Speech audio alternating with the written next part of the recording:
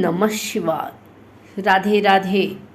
आइए सुनते हैं शनि प्रदोष व्रत कथा, पूजन विधि एवं महत्व।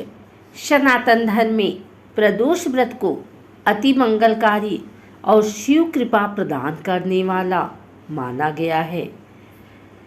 शनिवार को रखा जाने वाला प्रदोष व्रत शनि प्रदोष व्रत कहलाता है। इस बार यह व्रत शनिवार को पड़ने के कारण ही शनि प्रदोष कहलाएगा। इस दिन भगवान शिव के साथ शनि देव की पूजा की जाती है। शास्त्रों के अनुसार शनि प्रदोष व्रत के दिन शनि देव को काला तिल, काला वस्त्र, तेल, उड़द की दाल अर्पित करना शुभ माना जाता है। प्रदोष व्रत की पूजा प्रदोष काल यानी संध्या के समय सूर्यास्त से लगभग 45 मिनट पहले आरंभ कर दी जाती है। इस दिन विधि विधान से व्रत और पूजन करने से भगवान शिव का आशीर्वाद प्राप्त होता है।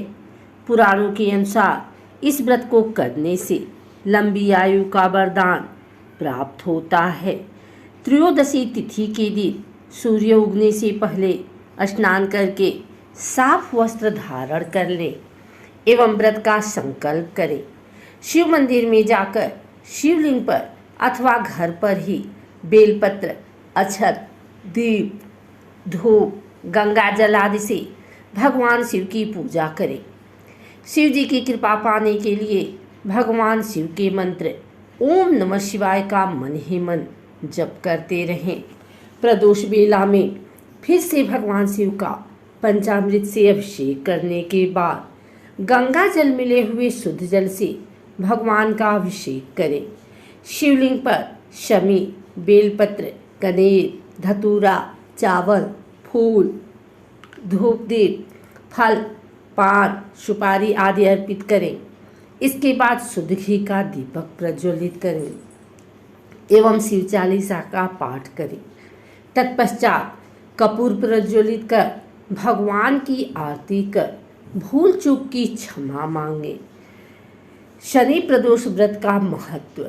शास्त्रों में शिव जी को शनि देव का आराध्य माना गया है, इसलिए शनि प्रदोष शिव जी की पूजा करने से आपकी समस्त मनोकामनाएं पूर्ण होती हैं और शनि के अशुभ प्रभावों से भी राहत मिलती है। मान्यता यह भी है कि इस व्रत के प्रभाव से संतान संबंधी परेशानियां भी दूर होती हैं। पुराणों के अनुसार प्रदोष के समय भगवान शिव कैलाश पर्वत पर नृत्य करते हैं। इसी वजह से लोग शिव जी को प्रसन्न करने के लिए इस दिन प्रदोष व्रत रखते हैं। आइए सुनते हैं शनि प्रदोष व्रत कथा।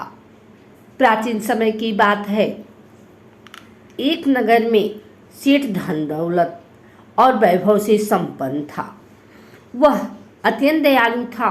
उसके यहाँ से कभी भी कोई भी खाली हाथ नहीं लौटता था। वह सभी को जी भरकर दान दक्षिणा देता था। लेकिन दूसरों को सुखी देखने वाले सेठ और उसकी पत्नी स्वयं काफी दुखी थे, क्योंकि उनकी कोई संतान नहीं थी।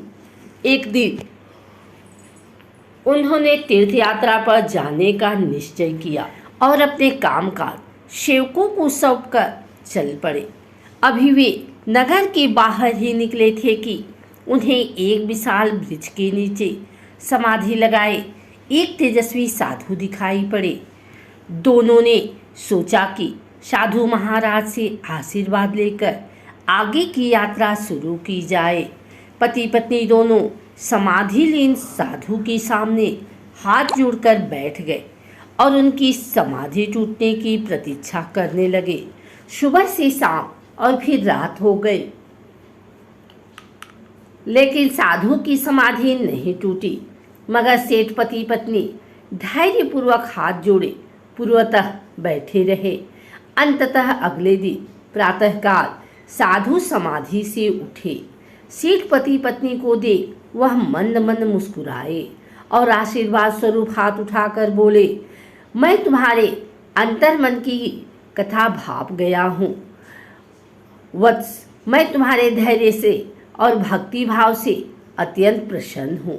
साधु ने संतान प्राप्ति के लिए उन्हें शनि प्रदोष व्रत की विधि समझाई और शंकर भगवान की निम्न वंदना बताई।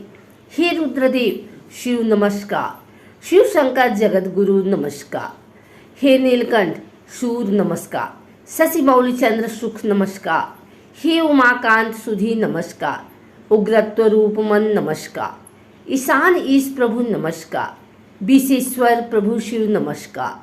तीर्थ यात्रा के बाद दोनों वापस घर लौटे और नियम पूर्वक शनि प्रदोष व्रत करने लगे। व्रत के प्रभाव और शिव जी की कृपा से सेठ की पत्नी ने एक सुंदर पुत्र को जन्म दिया। एक और कथा के अनुसार प्राचीन समय में एक ब्राह्मणी रहती थी जो पति की मृत्यु के बाद अपना पालन पोषण भिक्षा मांगकर करती थी। एक दिन जब वह भिक्षा मांगकर लौट रही थी तो उसे रास्ते में दो बालक दिखे जिन्हें वह अपने घर ले आई। जब वे दोनों बालक बड़े हो गए तो ब्राह्मणी दोनों बालक को लेकर ऋषि सांडिल्य के आश्रम चली गई, जहाँ ऋषि सांडिल्य ने अपने तपोबल से बालकों के बारे में पता कर कहा, हे देवी, ये दोनों बालक विदर्भ राज के राजकुमार हैं। गंधर्व नरेश के आक्रमण से इनके पिता का राजपाट छिन गया है। ब्राह्मणी और राजकुमारों ने विधि विधान से प्रदोष व्रत किया।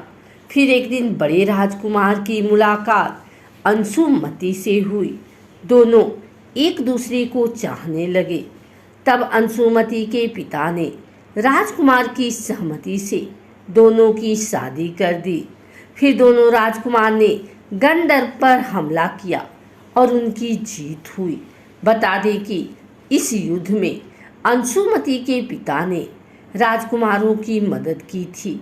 दोनों राजकुमारों को अपना सिंहासन वापस मिल गया और गरीब ब्राह्मणी को भी एक खास स्थान दिया गया, जिससे उनके सारे दुख खत्म हो गए।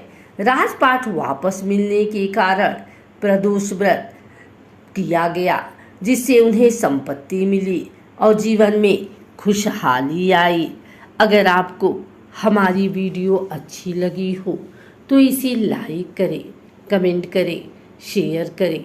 हमारे चैनल को सब्सक्राइब करके बेल नोटिफिकेशन ऑल पर सेट कर लें, ताकि आगे आने वाली वीडियो सबसे पहले आप तक पहुंच सके। धन्यवाद।